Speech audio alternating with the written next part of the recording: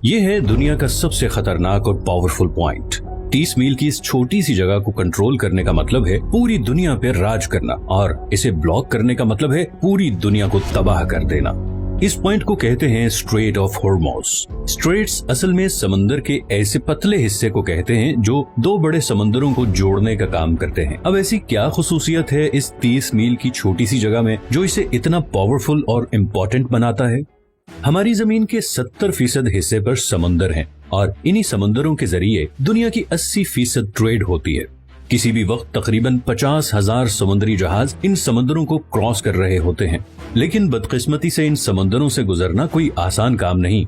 कुदरती जोग्राफिया की वजह से इन समंदरों में ऐसे स्ट्रेट या चोक पॉइंट्स बने हुए हैं जो अगर किसी भी वजह से ब्लॉक हो जाएं तो पूरी दुनिया की इकोनॉमी हिल के रह जाएगी। यही हुआ था मार्च 2021 में, जब एक कार्गो शिप सुएज कनाल में 6 दिनों के लिए फंस गई थी और पूरी दुनिया को $10 बिलियन का नुकसान उठाना पड़ा।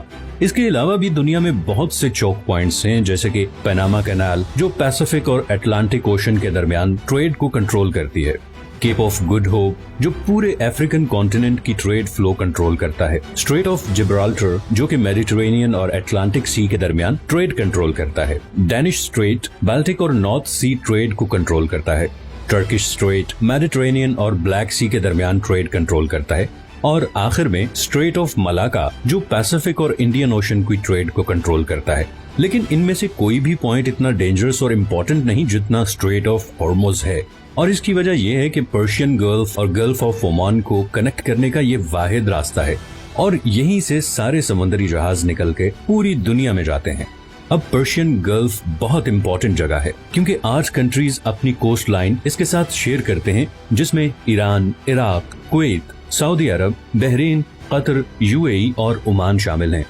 इनमें से 4 मुल्कों के लिए बाकी दुनिया से कनेक्ट करने का वाहिद रास्ता ही स्ट्रेट ऑफ हॉर्मुज़ है। अब अगर आप मिडल ईस्ट के बारे में थोड़ा बहुत जानते हैं तो ये आपको पता ही होगा कि मिडल ईस्ट की पहचान उसका तेल है। ये तेल आज भी हमारी दुनिया का सबसे बड़ा एनर्जी सोर्स है।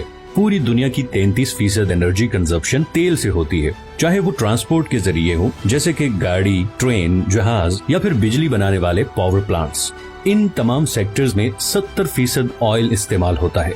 अब ऑयल का मसला ये है कि ये दुनिया में बहुत कम जगहों पे पाया जाता है। इस सर्कल में दुनिया का आधा तेल इन 8 कंट्रीज के पास है, और बात सिर्फ यही खत्म नहीं होती, बल्कि दुनिया के 40% नेचुरल गैस रिजर्व्स भी इसी सर्कल में मौजूद देशों के पास हैं। अब नेचुरल गैस तेल और कोयले के बाद दुनिया का तीसरा सबसे बड़ा एनर्जी सोर्स है। ब्रिटिश पेट्रोलियम के मुताबिक ईरान के पास दुनिया में सबसे ज्यादा गैस के रिजर्व्स हैं। तो हम ये कह सकते हैं कि पूरे पर्शियन गल्फ में तेल और नेचुरल गैस के इतने ज्यादा जखायर हैं जितने शायद हमारे पूरे प्लेनेट पे कहीं नहीं, और इसीलिए पूरी दुनिया की 15% एनर्जी सप्लाई इसी पर्शियन गल्फ में मौजूद कंट्री से आती है। और फिलहाल इस सप्लाई लाइन का पूरी दुनिया के पास कोई और ऑल्टरनेटिव भी नहीं है। लेकिन इस 30 मील के एरिया से गुजर के जाना इतना भी आसान नहीं। सबसे पहले यहाँ पे 8 ऐसे आइलैंड हैं जिन्हें हर समुद्री जहाज को अवॉइड करना पड़ता है, और ये 8 में से 7 आइलैंड ईरान के कंट्रोल में हैं। इन 3 आइलैंड्स को यूएई कंट्रोल करना चाहता था, मगर 1970 में ईरानियन मिलिट्री ने इन पर भी कब्जा कर लिया। इस सारे एरिया पे तकरीबन ईरान का ही कंट्रोल है। दूसरा, ये जो रेड हाईलाइटेड एरियाज आप देख रहे हैं, यहाँ पर समुंदर कम गहरा है और ऑयल टैंकर्स के लिए यहाँ से गुजरना तकरीबन नामुमकिन है। इतनी मुशक्कत के बाद पर्शियन गल्फ से निकलने वाला मेजॉरिटी तेल ईस्ट एशिया की तरफ जाता है, जिसमें से 76% तो सिर्फ 5 कंट्रीज के पास जाता है। सबसे पहले आता है चाइना। चाइना दुनिया की दूसरी सबसे बड़ी इकोनॉमी है और दुनिया में सबसे ज्यादा पेट्रोलियम इंपोर्ट करने वाला मुल्क है। चाइना की टोटल पेट्रोलियम इंपोर्ट का तकरीबन 45% इसी स्ट्रेट ऑफ हॉर्मुज़ से गुजर के आता है। जापान दुनिया की तीसरी सबसे बड़ी इकोनॉमी है, जिसे अपनी 100% एनर्जी इंपोर्ट करनी पड़ती है, और इस 100% इंपोर्टेड एनर्जी सप्लाई में से तकरीबन 80% इसी 30 मील के चोक पॉइंट से गुजर के आती है।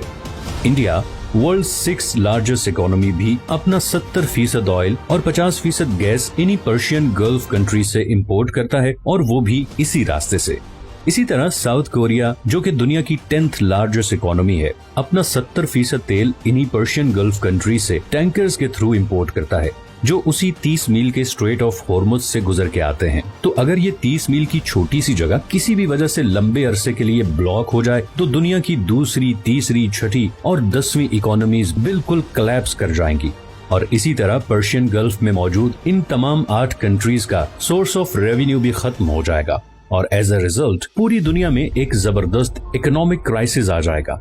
इसीलिए ये जगह दुनिया का सबसे खतरनाक और इम्पोर्टेंट चोक पॉइंट है और इसीलिए दुनिया के सारे सुपर पावर कंट्रीज की इस पे कड़ी नजर होती है।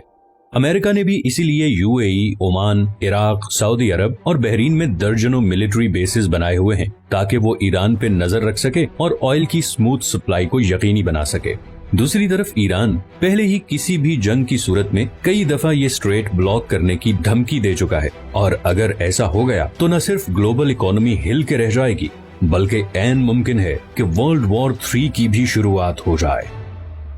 अगर आपको ये वीडियो पसंद आई है तो इसे लाइक और चैनल को सब्सक्राइब जरूर कर लें और अगर आपके पास कोई सजेशंस हैं तो कमेंट में जरूर बताएं। मैंने अभी बहुत से इंटरेस्टिंग टॉपिक्स पे वीडियोस बनानी है तो आपकी सपोर्ट बहुत जरूरी है। अपना ख्याल रखिएगा, मिलते हैं नेक्स्ट वीडियो में।